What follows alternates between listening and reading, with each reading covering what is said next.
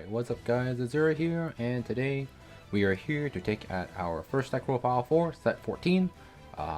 This was not the deck I thought I'd be doing the first deck profile for this set, but turns out this deck is really good. So if you've read the title of the video or looked at the thumbnail, you'll know that it is Savas or Alexandros or whatever I might name the video, but it is Aqua Force, and in my opinion, this is without a doubt the best Aqua Force deck out of this set. Being this Maelstrom and Blue Waves or Valios or whatever you want to call that deck. But I think this is Savas is without a doubt the best Aqua Force deck, and in my opinion, probably also arguably the best deck out of the set as well. So without further ado, let's just take a look at the list. So as you can see here, there's actually a lot of old cards that were in the deck before, but and a lot of cards that aren't even from the G era. So we'll just take a look from top to bottom. So starter, I'm still playing Eric. So Eric is just your generic grade 3 searcher. I think I super value being able to just find Savas more consistently. And it's even better now because every single grade 3 in your deck is now a combo piece to some degree. So I think Eric has even more value added to it now. I think that playing whatever the 5k starter is, the one enter tire that extends as well. I think that starter is probably also fine too, because it lets you Sachi scale if you want to rush. That's like the one downside of Eric is that if you don't need to use it and you want to rush early, if you want second, your starter does not scale because it's only 4k. So I think that's like the one downside to playing Eric. But aside from that, I personally value the consistency that Eric gives more than the extension that the other starter gives. So yeah, but overall, I think it is preference more or less, but I personally prefer Eric. Next up, grade 1's 4 Tactics Sailor. So this was in the old deck as well, but her skill is the battle that she boosted hits a van if it's a 4th battle or more of that turn, draw 1. So this plus Algos is like the old, like the bread and butter draw 2 if you hit on 4th battle. So still pretty good there. Aqua Force is still a very piece reliant deck, and drawing is always nice. So 4 Tactics Sailor, 4 CCPGs, because I don't think this deck got any new PGs for it to actually play. But CB for this deck is actually very important because Alexandros is now now CB1, unlike before where it was Lambros, where it was CB0. So your CB actually matters. You want to be using all your CB to draw cards to make sure you keep up hand as well. So the CCPGs actually do matter, unless like if we even had another PG, if we had another PG, it would have to be really good to replace the CCPG, because I think the CC actually matters quite a bit in this deck. Next off, we have 4 Stride Fodder, not a whole lot to talk about it. It still searches your main ride, which is a Savas. Later on in the game, if you have more in your deck, you can use it to search for pieces. Search for another Savas to call to rear as well, which is also another extender. So very, very good there. And then finally, you're playing one of her. I don't remember what her name is, but her skill is GB1, wave 3 or more. When this unit attacks a Vanguard, if your Vanguard is a grade 3 or higher Savas, CB1 to draw 1, get +5, and she has resist. So she's a resist card. She can kind of solo swing because +5 puts her at 12. If you have some other way to buffer, she can get a little bigger. But yeah, she is it's just basically just a resist booster that can sometimes solo swing and draw you a card. So this one doesn't matter too much. I personally play her just because she has resist more or less. So yeah, that's it for the grade 1s. Grade 2s, we're still playing 4 Algos. In this unit attacks a van. In this unit hits a van if it's a 4th battle or more that turn, draw 1. And then van rear, both skills are van rear. And then when this unit attacks a van, if it's the 4th battle or more of that turn, you can see you want to give him +5. So he can scale himself to 14 plus 7k booster 21. And then any subsequent trigger powers you see will just make him scale even better. So good there, because draw power is always nice, and being able to scale for a CB as an option is also very nice. Next off, oh yeah, for the top, mentioned that this card has wave, and wave keyword actually does matter. You can see here most of these cards that I've covered, like they're just now don't have wave, but some cards actually do care about the wave effect, mainly the Savas. So do keep in mind the cards that do have wave in this deck. Algos does, all these old cards don't, but she does, and this card also doesn't. Tidal Assault. So Tidal Assault skill is once per turn when this unit attacks a Vanguard, or at the end of this unit attacks a Vanguard, stand it, and then she gets -5k power. So this card before now was pretty bad because he just didn't scale like at all, and extra attack usually didn't matter. But now he's pretty good because of a certain new strat we got. But cool things you can do with him include early game you can just, if you open like Tactics Algos Title plus something to ride, or just Tactics or Tactics Algos plus the title, and your opponent doesn't have any intercept, you can just go like Ride Algos, call tactics behind Van, Tidal Assault, push starter up. You go like you like essentially whiff 2 attacks, get the 4th battle, and you draw 2 on turn 2. So that's pretty cool there. You do pretty cool stuff like that. And then later in the game, Tidal is one of your main pieces to be a finisher, because Alexandros scales your rears to be really, really big on restand. So the -5 on this doesn't actually matter. This card is one of the pieces you need to get like up to like 7 checks to face when your opponent's at 5. So Tidal Assault is went from being a really, really bad card to being a very, very good card. Turns out all this card and Benedict is actually the same thing. I'll just go over now. Benedict is just a grade 3 Tidal Assault. Same skill, just 1k bigger and it's grade 3. Turns out all these cards need to be good was something to give them plus like 15k power. So very good in the context of this deck, and that's why we play 4 of it. Next up, we have 1 of her. She's just a beat stick, so her skill is wave, 3rd wave or higher when this unit attacks. I think needs to attack a Van. If your Vanguard is a Savas, so you can Soul Blast 1 and she gets plus 4k per other unit with the wave ability. So your Van will almost always have it because I'm pretty sure both the Savas strides have it. Alexandros has it as well, so she'll be getting at least plus 4, and then for every other rear you have, she gets even bigger. So just a big beat stick. You don't really use Soul in this deck very much for anything. So yeah, just the one of them that has wave and can be a beat stick. And finally, we're playing 4 of her. So her skill is during both players' turn, if your Vanguard is a Savas, plus 2k and gets resist. So resist, very nice. Resist always good. Especially since this deck gets screwed over really, really hard by something like Link Joker. This deck being able to just have a resist intercept is really good. We'll get even more resist later, so we'll go over that and why this deck is memed around and being called Resist Force. But yeah, this is definitely one of the key components for that. And our other skill is GB1 wave 2 to 4, so only the 2nd, 3rd, or 4th battle of that turn when this unit attacks the Vanguard. If your Vanguard is a Savas, CB1 to draw 1 and give herself plus 3k. So she with her own plus 2 plus this is plus 5, so she's 14, so she scales with any 7k booster really, really well. But yeah, she's just a draw 1 that's tied to a resist, also a slightly bigger intercept, and can draw a card. So yeah, very, very good card, and no reason to play less of this card. This card is definitely a good card, and she has wave as well, so that's quite relevant. And that's it for grade 2s. And for triggers, 4 heal cards, 4 Benedict, we go over that. 1 of this dragon, this thing is just a big beat stick. So wave 2 or higher when something attacks plus 2. So when something else attacks plus 2. So basically, you slam this somewhere, and then after the first battle, after every time something else attacks, he just gets plus 2, plus 2, plus 2, plus 2. And since it's Aqua Force, you swing a bunch of times, so this thing will scale for like, on average, if you're slaying it, this thing will scale for like minimum 21 by itself. So just a very, very big beat stick. So pretty nice there. It definitely comes up quite often when I play it. And finally, in my opinion, probably the main card that makes this deck so good now is the new Savas. I don't know what his like little thing in the beginning is. I think it's a Storm Dominator. I actually don't remember what the Savas is called, but it's the new Savas. So his skill is rear guard circle, GB2 wave 1 or 4, so 1st or 4th battle of that turn.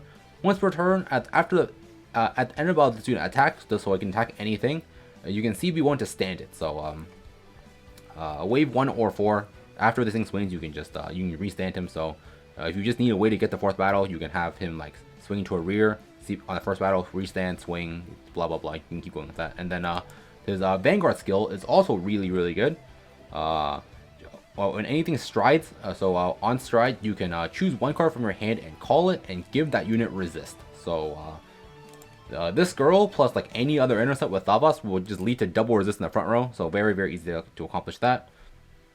And you give that unit resist, and then if the unit you called with, you can call a card and give anything resist. It doesn't have to be a card you called, but more often than not, it's probably the card you called. But you give something resist, and then if the card you chose has the wave ability, that card can attack from the back row. So this card can just enable 4th attacks by himself as long as you give the effect to a card with the wave ability. So very, very good there. He himself also has wave, so something you can do, something very common you can do is call a Savas behind the Van and just give that unit resist and the ability to attack from the back row, and that thing just swing twice from the back row. So pretty nice there. And then alright, plus 3k. So yeah, this Savas does a whole lot for the deck. It gives anything resist. It can just enable the 4th battle by itself, and as a rear, it's also an extender. So very, very, very good card. And finally, onwards to the G Zone. I would say the G Zone that I have is not the quote-unquote optimal one. I think there are some changes you can make to this, but realistically speaking, the only cards you ever go into are like your 2 Alexandros, Commander, and then like sometimes a Wailing, and then like maybe 1 pair of Lambros. Realistically speaking, is what you go into. But I think if you want truly optimal G Zone for this deck, I think you probably cut down on 1 pair of Lambros for a either like a second pair of Commanders, or you cut down 1 pair of Lambros for 1 more Alexandros, and then like 1 filler of some sort. You definitely do not need 4 Lambros for this deck if you don't have them. I think like 2 is perfectly fine. I don't even think I go into 2 very often, but sometimes you do want the option of a pair of Lambros just because it's free. But more often than not, this deck is very much like Alexandros and Alexandros, or like Commander into Alexandros. So yeah.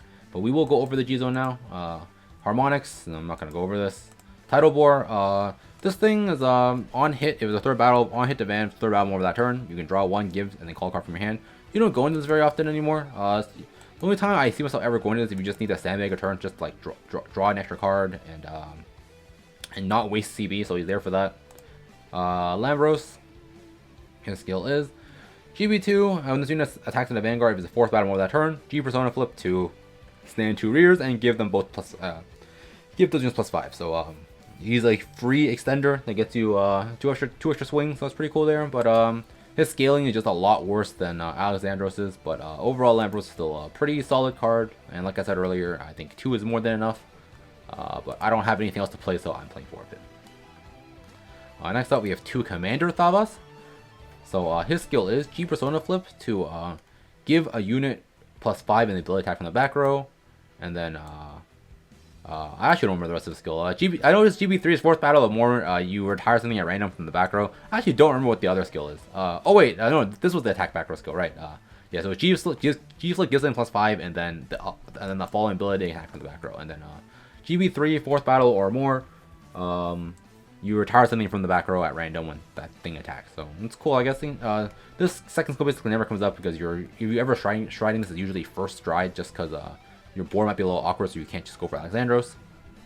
But yeah, he is here because he is a very nice option any CB0. So very nice card. And like I said, if you have 4, cut a pair of Lambros for the 2nd pair. Next up, we have 2 Wailing Savas. So he is the other Savas stride.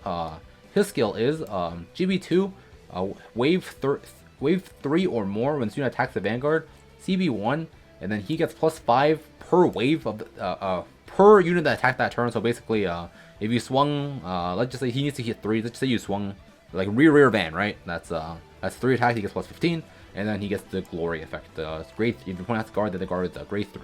The discard a grade 3 as well.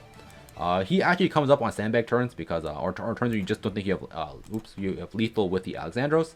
So he's actually a very nice card to have like a 1 or 2 of. And then the main skill that I personally find myself using the most out of this guy is the 2nd skill, GB3. At the end of battle, this unit attacked. For every wave, for every times you attack that turn, so basically every wave, retire 1 of your points regards with priority of back row. So this card is a very nice card. If you just don't think you can kill with Alexandros, or you just don't feel comfortable going into it because of the pieces in your hand, Wailing is a very nice card to have just because even if you just go like vanilla rear van, you're still popping their entire back row and asking for a glory check. Sometimes you just don't even use the glory skill, you save the CB and you just go into this just to pop their back row. So I think Wailing is actually a very nice card to have. This is definitely not a card that you go into every game, but it is definitely a card you want at least 1 of in your G Zone. And finally, the new star of the show is the Alexandros. So his skill is wave 2 to 3, so 2nd or 3rd battle that turn. At the end of battle, this attack the Vanguard, CB1, G Persona Flip. Choose 2 of your rear guards, stand them, and for every face-up card in your G Zone, give those units +5k power. So on 1st stride, he is a for all intents and purposes a Lambros. So that is not GB Lux, very nice. And then for every time you use it afterwards, this card makes your rears really big. So just give some context. On 2nd stride, he gets +15 to everything, assuming you flip something on 1st stride, and then so on and so forth. If you just save like your Alexandroses, and then you go into them later, like sometimes you can give it like your rears upwards of like +30k power. And then obviously with all that extra power, your Benedicts and your Tidal Assaults will hit twice without worry about defensives. You can scale your Thavases to swing twice that hits over defensives. So yeah, Alexandros is a very good card. He is definitely your main finisher now. I say you need at least 2 of this card. I've been playing with 1 for a long time, but having 2 is the biggest difference in the world. Because this card is not a G persona flip. So you can flip anything in your G zone face up. 2 is, I think, the bare minimum you need to play a deck. I think 3 is probably a nicer amount to have in case you ever need 3. I don't think you'll ever need 3, but 3 is always nice to have. Again, I've talked about what you would cut for the G zone earlier. But yeah, so that is the deck profile. And I'll have some games for you guys after this, so I will see you guys there. And here with our first game, we are playing against Link Joker, and this used to be one of Aquaforce's worst possible matchups. Arguably an unwinnable matchup because obviously if your board is locked, you cannot do a lot of your things. But now with a lot of your board, you just get resist a bunch now. I think this matchup has become very much a Aquaforce favorite matchup, as funny as that is. Obviously, Link Joker can still do some pretty annoying things, but I think overall, Aquaforce still has like an overall more solid matchups against this deck, because if you just fill your board up with this, Link Joker can't really do a whole lot against that. And I think it does show. I think this match game will probably show off why. So we're just gonna skip through like the earlier turns. The earlier turns kind of don't really matter too much. Because here I didn't actually get the turn 2 nut. The turn 2 nut being you open the 3 which 3? You opened Algos, Tactic Sailor, Tidal Assault, plus any other grade 2. Or you could just open you don't need to open or just open those 2 and you just push the air up or something. Basically, what that turn ends up being is the tactics and algos will always be a column, whether you ride the algos or not will depend on what grade 2 you have. But usually you like ride a grade 2, you call algos and tactics off to a rear column, and you have a Tidal Assault off to the other side. Usually you go ban first, check for triggers or whatever. You whiff Tidal Assault twice just to get the 4th battle, and then you swing the Algos Tactics column in. And since Algos can scale plus 5 gauge for himself, you're guaranteed to be able to hit for the 2 draws. So that is like your best turn 2 if you can actually draw into it. So that is a play that I will almost always go for if I happen to draw a piece by turn 2. So here you see a whiff on that, which whatever. I just slam down double resist because he put cards out, so I slam on double resist. He hits the defensive, which kind of sucks, but it's whatever, I guess. Like here, like here you see here, he can't really do a whole lot against me like this because my entire board just resists. He does use Universe, which means I do have to call a card onto my board to be locked out of my hand, which obviously sucks. But you know, it's not my front row, meaning I can still do all my things. So here's whatever. I think I slam on a heal. Slam on a heal. Here, you can go for Alexandros. Just so you know is that with this deck you always want to push. You always want to go into something that flips as often as you can, because things that flip means more face-up things in your G-Zone, meaning the bigger your following Alexandros turns will be. Okay, so here I just keep it really little. Just call the Algos with the Savas as drive bonus just to give it to resist. Doesn't really matter if attack comes back or not, but it has resist. So here, just praying for like 1 trigger. Yeah, there's the 1.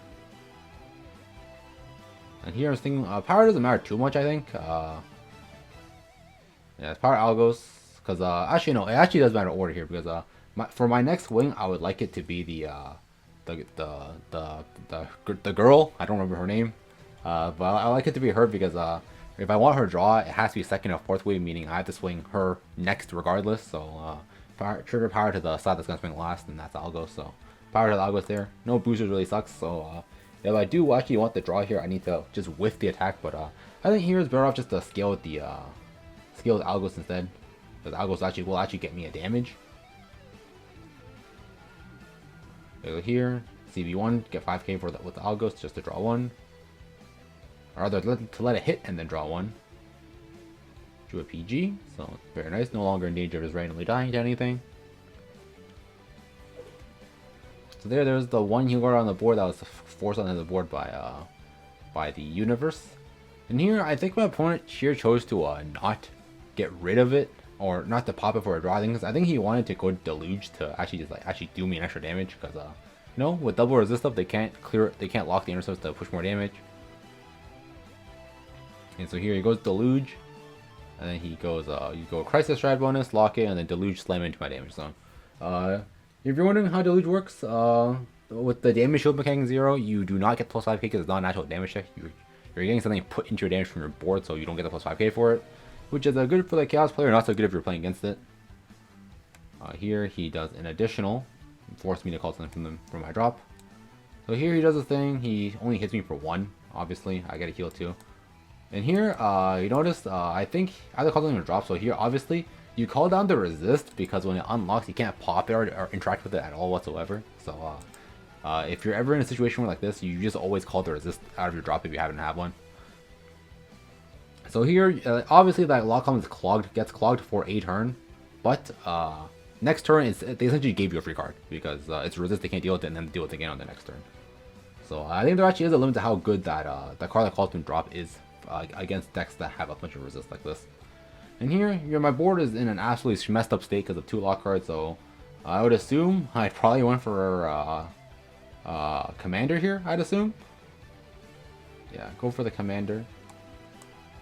Yeah, so just call the girl up to the front with the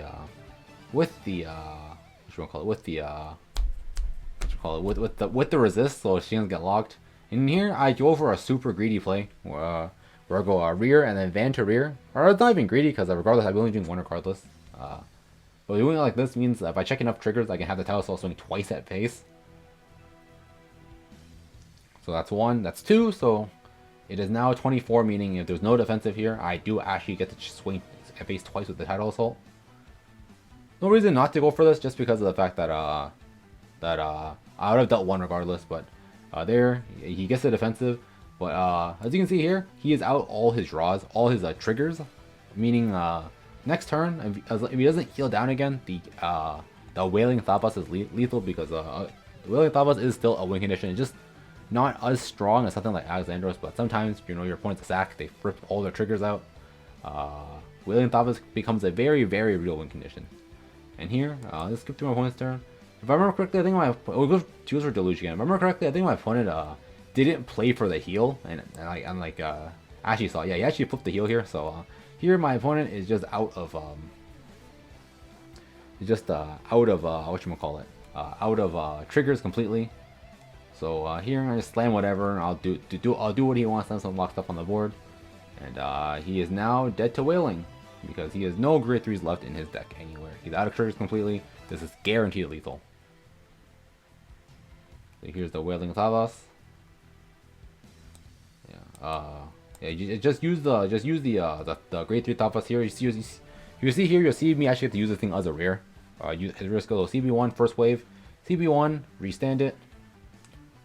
That goes in. This draws me a card, and the Savas will never hit, but you know, might as well use it. There's no point in not clicking the button, you know. Make the Wailing Savas bigger. The Wailing Savas does get plus 5k for every attack for that turn, so you know, do it just because you can. Make it bigger for no reason. So 51k Wailing Savas, pretty cool here. With the Glorious Trick, so hypothetically, if he had 2 heal cards, we hit over that anyways, because double heal would only put him at 46. We hit over that, so he wouldn't need a grade 3 PG, which he just straight did not have, or 3 heal cards. So yeah, so I think that game more showed off why Wailing is not a terrible card. But I think the next game I have will show off Alexandros as a card. We'll show off Alexandros and why he is good. I don't remember what games I.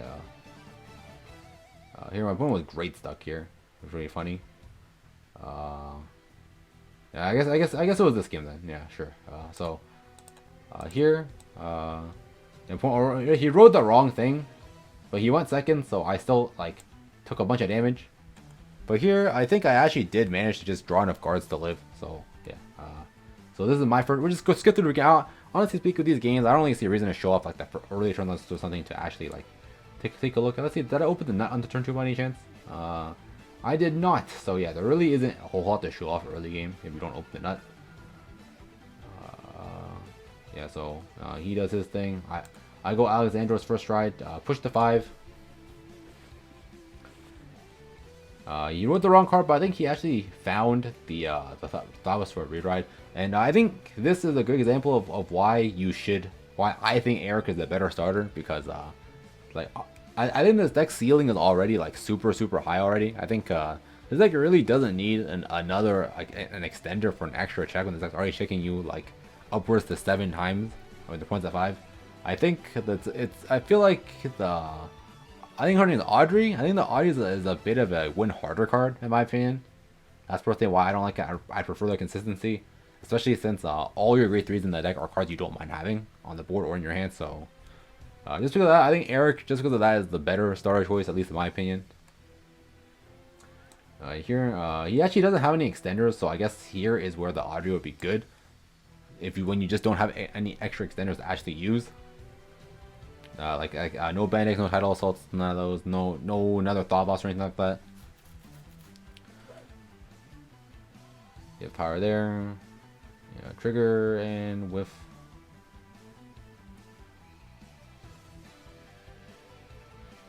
I do not hit a defensive. I think those was 3 checks at most, and I have 2 PGs and 2 heal cards, so I think I'm fine. Yeah, yeah. He didn't even just scooped it up. And they knew it to nuke because they couldn't win. But I guess I actually no. I guess I do have a game here, huh? I guess I just show off. I guess that was a good point in showing off what not to do with by playing the wrong starter. Playing the greedy starter.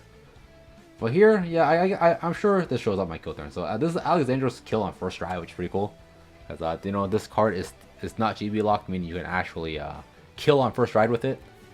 Unlike a lot of other decks, I think that's one of the best things about like this deck and Hari, for example, is that not only is your finisher stride your first stride, like the scaling is worse on both of them, obviously, but the fact that your first stride is also your kill stride means that in situations like this where like you cannot play out another turn because you went first and your opponent just pushed you to 5 on their first stride turn, having a stride that can just kill them even without GB2 is really nice in my opinion.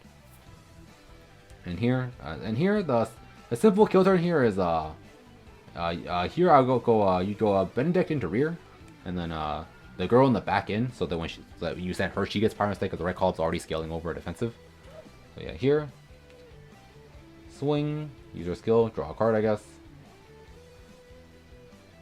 Whoop-de-doo, drew the heal. That kind of sucks. He hits the defensive. I guess it's a pretty good showing too. You know, shows that defensive usually don't matter too much. The scaling here's a little whack. I think the power had to go to the thing in the back here because the thing just isn't hitting otherwise. Which kind of sucks. She has only +5 from the Alexandros. So 1 check. Skill, flip whatever. Stand both. Swing with her because she needs to be 2nd or 4th wave. So here I need to actually see 1 to actually just to give her power. Draw is always nice, obviously, but that was more for power more than anything. And order here doesn't matter too much. I think here is just like, oh, in case he does live, I want the extra draw. So he didn't have the last card here, and he died. But I guess none of these games really show it off what this deck can do on like optimal kill turn. But assuming the opponent is a very standard setup, assuming the opponent's at like 5 with double intercept, your ideal board state is Alexandros, obviously with as many things flipped up as possible, with 2 boosters for the rears, a Savas behind the van that you call off of Savas' stride skill so you can swing from the back, and 2 of either Benedict or Tidal Assault, some combination of either or, they do the same thing. So 2 of those guys in the front. Your attack order would be your front row rear into rear into rear, and unboosted obviously, and then van to van. End of battle, you restand the 2 rears that swung, and then since Savas needs to be 1st or 4th wave, you swing the Savas next. Savas swings, he checks, you use Savas skill to restand, Savas goes again, and then the Benedict and Tiles will both have 2 swings each, so that is 7 checks to the face from 5. Because van is 1, the Savas on the back will be 2, so that's 3, and then each of the other rears would be 2 of their own, so 1, 2, 3, 4, 5, 6, 7. It'd be 7 checks to the face, and most of these swings are checking for PG numbers. I think the only swings in that situation that doesn't check for PG specifically would be the Savas, because he'd only be 11 because you're not restanding him with the Alexandros. He'd only be poking for 2 heals, but the titles and the Bendix will be swinging for PG numbers for the most part. So yeah, So that's it for this deck profile. Tell me guys if you guys are excited about this on global. Tell me if you're playing on GMP. Tell me guys if you play this deck. If you think this deck is good or not, all that good stuff. And I'll see you guys next time. Peace out.